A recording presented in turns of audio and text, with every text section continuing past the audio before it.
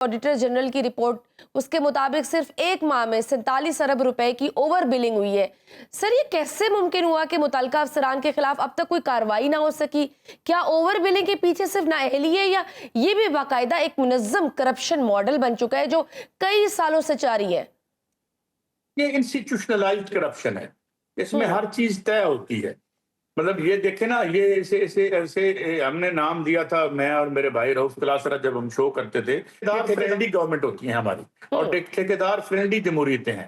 تو یہ جو ہے یہ اس میں نا، میں نے جس طرح کہا کہ بھائی بندہ میٹر ہی نہیں کرتا، جی ہم جو ہے وہ ٹرمپ میٹر کرتا ہے اور ادھر مقامی طور پر جو ہے وہ لوگ میٹر کرتے ہیں۔ تو یہ پورا جسے ہم آپ تو یہ کہتے ہو بھی نا، کلیشے بن گیا ہے کہ ایلیٹ کیپچر ہے، تو ایلیٹ کا کیپچر تو ہو چکا۔ اب کل الیکشن ہوا ہے، میں نے تو اس پہ کوئی سٹوری، کیا سٹوری کروں میں اس پہ؟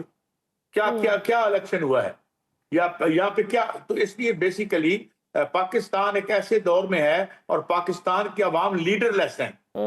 اب لوگ بڑے حیران ہوتے ہیں جی، یہ لیڈر لیس کیسے ہیں؟ خان صاحب تو بہت بڑے لیڈر ہیں، ووٹ کی حد تک وہ بے شک بہت بڑے لیڈر ہیں، مگر سوال یہ ہے کہ منشور تو کھول کے دیکھیں۔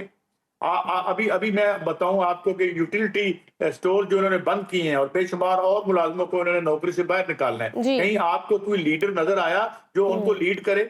یہ نوکریاں دینا آپ کا کام نہیں۔ آپ ہم سے 18% ٹیکس ہر چیز پہ لیتے ہیں۔ پاکستان میں سب سے زیادہ ٹیکس اس ملک کے عوام انڈائریکٹ ٹیکسیشن دیتے ہیں، اس کے بدلے آپ ہمیں صحت دے رہے ہیں، اس کے بعد آپ تمہاری نوکریاں چھین رہے ہیں، ہم آپ کو نوکریاں دے رہے ہیں، ہمارے پیسوں سے آپ مرسیڈیزیں چلاتے ہیں اور آپ کے ساتھ ساتھ جو ہے پیچھے گاڑیاں ہوتی ہیں، ان کا پیٹرول ہمارے پیسوں سے جل رہا ہوتا ہے۔ تو یہ اور پھر جو ہے ہمارے پیسوں سے چیزیں بنا کے آپ اپنی تصویریں اوپر ٹھوکتے رہتے ہیں۔ تو بیسیکلی یہ کوئی ہے نہیں، کوئی ہے بھی نہیں سر، جو بھی ہے وہ اپنے ذاتی مفاد کے لیے اکٹھے ہو کے بیٹھ جاتے ہیں، تب تو سر کوئی مسئلہ نہیں ہوتا۔ ابھی جیسے سینٹ کے الیکشن میں بھی ہم نے دیکھا کس طرح سے اکٹھے بیٹھ گئے، کوئی اعتراض نہیں تھا، پی ٹی آئی والے بھی ان کے ساتھ بیٹھ گئے جن کو وہ جعلی حکومت یا فارم 47 والی حکومت کہتے ہیں۔ تو اس کا مطلب ہے کہ اپنے مفادات کے لیے تو وہ بیٹھ سکتے ہیں نا، ملک کے لیے نہیں بیٹھ سکتے، عوام کے لیے وہ اکٹھے نہیں بیٹھ سکتے۔ نہیں، بات یہ ہے کہ میں نے تو اس دفعہ سینٹ الیکشن میں مجھے ایک چینل نے فون کیا، جی سینٹ الیکشن میں بات کریں، میں کیا بات کروں، کون سی بات کروں، جب خود آپ کے لوگ کہہ رہے ہیں یہ کروڑوں ادھر کے، مجھے نہیں پتا، ہم نے تو آپ سے ہی سنا ہے، اس پہ بات کرنے کی کیا ضرورت ہے؟ یہ تو ایسے ہی ہے نا کہ میں بات، مجھے کوئی کہے جی آج پروگرام بات کریں جی، وہاں اپنا فلاں جو دکان ہے اس سے 4 موٹریں خرید لی کسی نے، تو بھائی میں اس پہ کیا سٹوری کروں، میں کیا بات کروں؟ اٹ از سو میننگ لیس۔ اور یہی وجہ ہے کہ لوگوں کا اتنا ڈسکنیکٹ ہے کہ وہ بالکل آہستہ آہستہ ان سے دور، اور یہ چاہتے بھی یہی ہیں کہ بھئی لوگ انٹرسٹ لینا چھوڑ دیں اور ہم جو ہے جو ادم مچائی رکھیں، جو معاشی ادم ہم نے مچا رکھا ہے، مگر یہ کہ things are going to a direction in which جو ہے یہ جو لل ہے، یہ خاموشی ہے، یہ جو ٹھہراؤ ہے، یہ ہمیشہ کسی طوفان کا پیش خیمہ ہوتا ہے۔ عوام تنگ ہے اور عوام کے پاس کوئی ایسا لیڈر نہیں ہے جو ان کے مطالبات کو آگے کرے۔ عوام جو ہے قومی جمہوری جو ریولوشن یا جمہوریت کے نعروں سے آگے چلے گئے ہیں، ان کے معاشی مسائل ہیں، گاہ ہمیں اس کے اشارے، بعض ویڈیوز جو ہمیں سوشل میڈیا پہ نظر آتی ہیں، بھلے ان میں بدتمیزی کا عنصر ہو یا جو بھی ہو، مگر ان کو سمجھنا بڑا ضروری ہے۔ تو یہ ہے، اس لیے یہ جو ہے عوام سے سیاست بہت دور بیٹھی ہوئی ہے، بہت دور بیٹھی ہوئی ہے، اور عوام ان سے آگے ہیں۔ اور مجھے ڈر یہ ہے کہ ہم نہیں بننا چاہتے بنگلہ دیش، ہم نہیں بننا چاہتے اپنا سری لنکا، ہم نہیں بننا چاہتے جو انڈونیشیا میں کچھ دن پہلے ہوا، سربیا میں جو ہو رہا ہے، تو اس طرح سے۔ لیکن یہ بالکل انہوں نے طے کر لیا ہے کہ اس ملک کے عوام ڈیڈ ہیں، یہی نظام چلے گا، کھاؤ پیو اور چلتے رہو۔ بٹ ثبات ایک تغیر کو ہے زمانے میں، زمانہ پلٹے گا، بدلے گا، اور لوگ جو ہیں، کیونکہ زندگی کا کوئی نعم البدل نہیں، پارٹیوں کے نعم البدل ہوتے ہیں، لوگوں کے نعم البدل ہوتے ہیں، زندگی کا کوئی نعم البدل نہیں ہوتا۔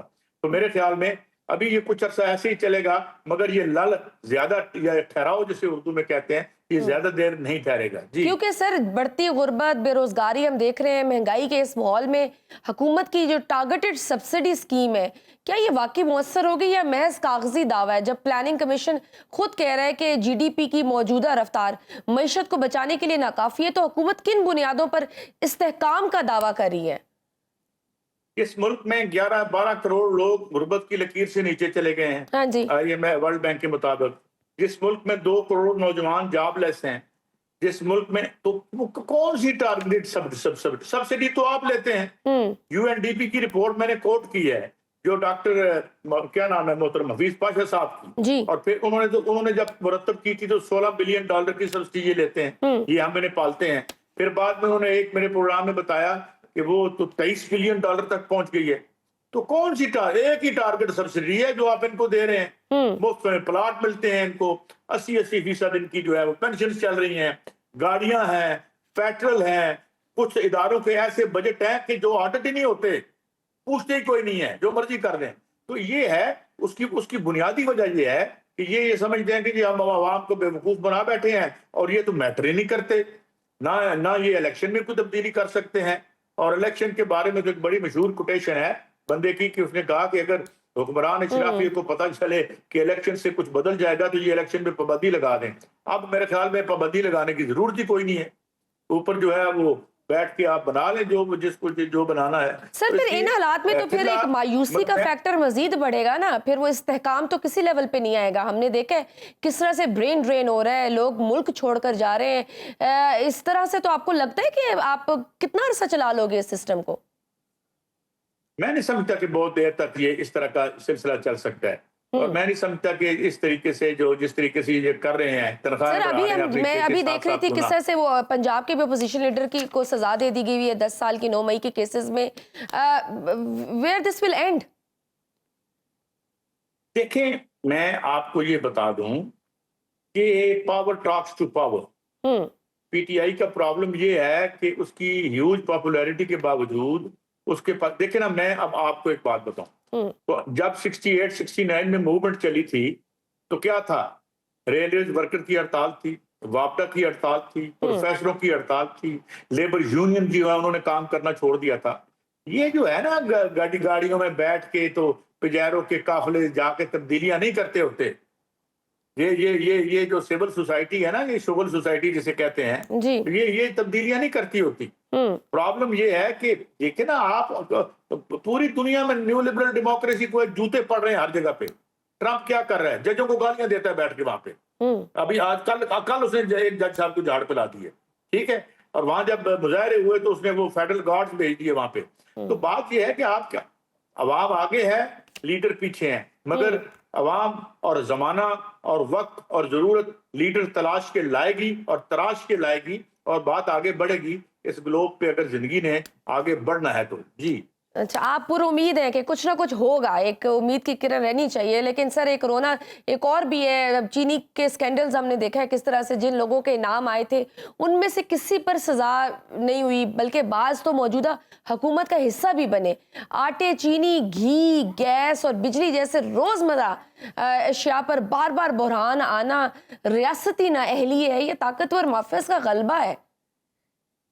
کب یہ سر جان چھوٹے گی؟ گندم کا کرائسس آیا اور اس کو بڑا ویہمنٹلی دفاع کرتے رہے انوار الحق صاحب، وہ ساری زندگی آپ اپنے کرائے ہوئے الیکشن اور اس کے سکینڈل کا کیا فرق پڑتا ہے؟ جنہوں نے دیہڑی لگانی تھی لگا لی، نکل گیا۔ وہ بھی کتنے 300 ارب کا پتہ نہیں کتنے 100 ارب کا سکینڈل تھا، اس کو آڈیٹر جنرل کی جو رپورٹ تھی اس نے کہا یہ بدنیتی پر مبنی تھا۔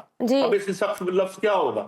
مگر ان کو کوئی نہیں پوچھے گا، کوئی یہاں پہ تعدیبی کارروائی نہیں ہوگی۔ ہاں کسی نے زیادہ آواز اٹھا دی یا اس بات پہ کوئی احتجاج بلند کر دیا تو شاید اس پہ پیکا شیکا لگ جائے۔ سو فار یہی سچویشن ہے، لیکن یہ سچویشن جس طرح سے بریو ہو رہی ہے اور سماج پر جیسے جیسے پریشر بڑھ رہا ہے، اور جس طرح ہم سپوریڈک موومنٹس دیکھ رہے ہیں، کبھی ڈاکٹرز کی دیکھتے ہیں، کبھی ٹیچرز کی دیکھتے ہیں، کبھی یوٹیلٹی ورکرز کی دیکھتے ہیں، تو یہ ڈاٹس مل بھی سکتے ہیں، مگر افسوسناک بات یہ ہے کہ یہ ان کے جمہوری اور معاشی حقوق کے لیے کوئی بندہ لیڈ کرنے کو تیار نہیں ہے۔ تو سر میں کوشچن اس کے اتنے مسائل ہوں، ابھی میں نے اتنی ساری رپورٹس آپ کے ساتھ ڈسکس کر لی ہوئی ہیں، اتنے مسائل ہوں، پھر بھی حکومت کے جو یہ کانفیڈنس ہے اور یہ جو ٹی وی پہ آ کر یہ بتانا کہ معاشی اشارے بڑے درست جا رہے ہیں، ملک میں استحکام آ گیا ہے، اب صحیح ڈائریکشن میں چل پڑے ہیں، یہ سب پھر اتنا کانفیڈنس آ کے یہ سب کہنا کن کن بیسس پہ یہ ساری باتیں کرنا؟ कॉन्फिडेंस क्या है आके भाई झूठ बोलो, क्या किसी ने कहा था ना एक झूठ होता है, एक सफेद झूठ होता है और तीसरा सरकारी आदाब शुमार होते हैं। उन्हें नहीं पता नीचे गुर्बत की सारी रियासत को चलाने का जो बोझ है वो अवाम पे डाला हुआ है। बिजली कैसे बेच रहे हैं पूरे दुनिया में। अभी इतनी महंगी गर्दिशी बिजली नहीं कर्जों बेच रही। की वजह से गैस की कीमतों में इजाफे की बात हो रही है। और फिर देखे ना, अभी ये 1200 1250 1300 बिलियन रुपीस इन्होंने बैंकों से कर्जा उठाया। वो जो इन्होंने 2 नंबर मुआहदे किए थे 93 में, 2002 में, 2015 और 16 में, कट के खा रहे हैं, पूछने वाला कोई नहीं है। और ये है कि मतलब है एक, मैं तो उसे डिठाई कहूंगा कि, और वो उसका बुरा नहीं मानते, जाहिर है they are beneficiaries and as long as. और फिर ये कि इन्हें ये भी पता है कि यार रौला शोला बन गया तो असी कितने यहाँ हम कहाँ ठहरेंगे, हमारी तो बड़ी मकामात है वहाँ और भी हैं बाहर। तो फिलहाल इस तरह की सिचुएशन है विच इज अनफॉर्चुनेट, लेकिन ये सस्टेनेबल नहीं है आई बिलीव। बिल्कुल। चले, बहुत शुक्रिया सईद काजी साहब हमारे साथ मौजूद थे।